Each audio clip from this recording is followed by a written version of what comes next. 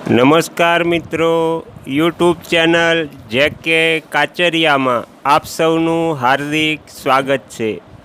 આજે આપણે 70ના દાયકાના મકાનનું જે બાંધકામનું રિનોવેશનનું કામ ચાલતું હતું એનો છેલ્લો તબક્કો ચાલી રહ્યો છે।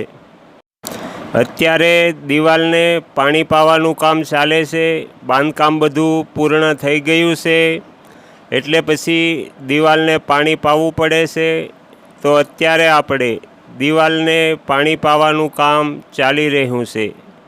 હોદમાં જે પાણી ભરેલું છે તેમાંથી ડોલે ડોલે પાણી ભરી અને દિવાલને પાણી છટાઈ રહ્યું છે। દિવાલને પાણી પાઈ રહ્યા છીએ।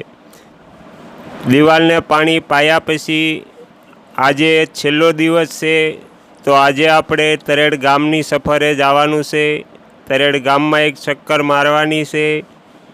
છેલ્લા થર હવે દિવાલના બાકી છે। બાંધકામ બધું પૂર્ણ થવાના આરા પર આવી ગયું છે।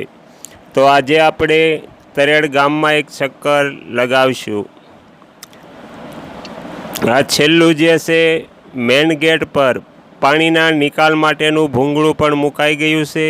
વરસાદનું પાણી અહીંયાથી રસ્તા પર આવી જાય એ માટે આ ભૂંગળું મૂકી અને છેલ્લો પથ્થરનો થર મુકાઈ રહ્યો છે।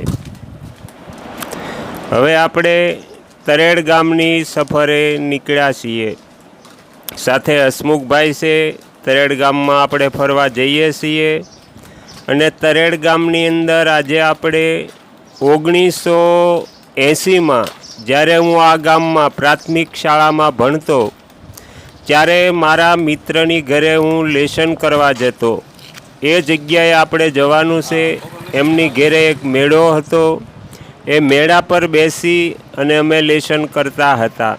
તો આજે એ જોવા જઈએ આપણે કે મેળાની હાલત કેવી છે, કયા કન્ડિશનમાં છે। તો ગામમાંથી પસાર થતાં આપણે મારા મિત્ર નાથાભાઈ દામજીભાઈ તરસરિયાના ઘર બાજુ જઈ રહ્યા છીએ। રસ્તામાં બધા વાહનો અવર જવર કરી રહ્યા છે। ખરગપરામાંથી આપણે આગળ જઈ રહ્યા છીએ। બેલમપરના રસ્તા પર મારા મિત્રનું ઘર આવેલું છે જ્યાં 1980માં હું નિશાળેથી છૂટ્યા પછી લેસન કરવા માટે જતો। તે મેળો આજે અમો તમને બતાવશું। તો હવે જેમ જેમ આગળ જઈએ તેમ તેમ એ ઘર નજીક આવતું જાય છે। આ રસ્તો અહીંયાથી બેલમપર જાય છે। બેલમપર જવું હોય તો આ રસ્તા પરથી બેલમપર જઈ શકાય છે। રસ્તામાં સુંદર મજાના ઝાડ આવી રહ્યા છે। ઝાડની બાજુમાં ગાયો પણ બેસેલી છે। વાહનો અવર જવર કરી રહ્યા છે। હસુભાઈ આગળ ને આગળ જઈ રહ્યા છે। સરસ મજાનો નજારો છે। કેટલું સુંદર ઝાડ છે। શીતળ તેમની છાયા છે। ઝાડની શીતળ છાયામાં ગાયો પણ બેઠેલી છે। હવે થોડી જ વારમાં આપણે જે મેળો જોવાનો છે તે મેળો આવી જશે। ઘરથી સાવ નજીક આવી ગયા છીએ। ખરક વિસ્તાર અહીંયા પૂરો થાય છે। આગળ પછી ગામ પણ પૂરું થાય। આ રસ્તા પર થોડા આગળ જઈએ એટલે ભોફિંડી ધામ આવે છે। ભોફિંડી ધામ પણ અહીંયાથી નજીક જ છે। જો સમય મળશે તો હવે પછીના હપ્તામાં ભોફિંડી ધામના દર્શન પણ તમને કરાવશું। આ બધી વાડી છે। વાડીથી હવે થોડે જ દૂર ભોફિંડી ધામ આવેલું છે। આ બધા કેટલા સુંદર મજાના વૃક્ષો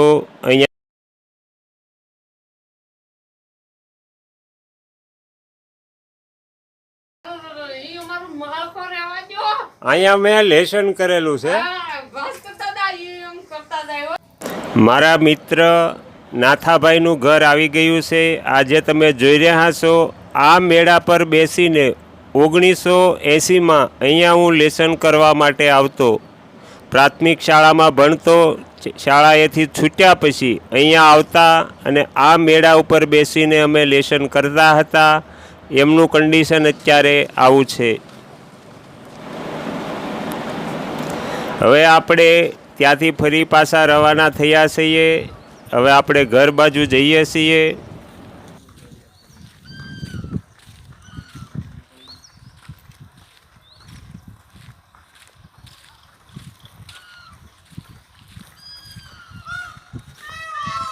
લે, મોલ્લા બોલે છે હો ભાઈ, તરેડમાં મોલ્લા હારા બોલે છે.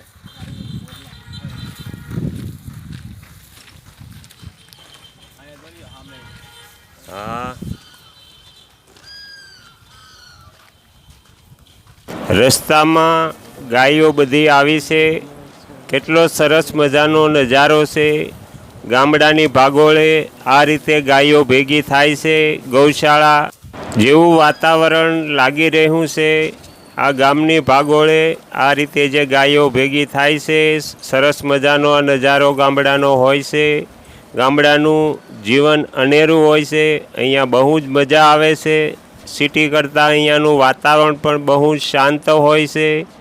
અહીંયાની રહેવાની મજા બહુ જ અનેરી છે.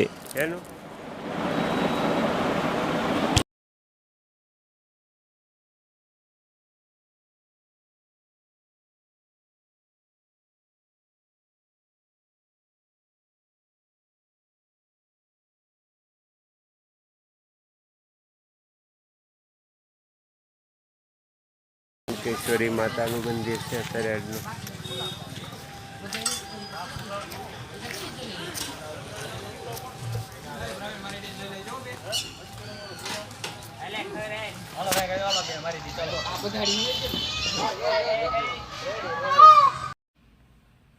આગળના વિડીયો જોવા માટે આ ચેનલને આ રીતે સબસ્ક્રાઈબ કરો અને આવનારા વિડીયોનું નોટિફિકેશન મળી રહે તે માટે બેલ આઇકન પણ દબાવો.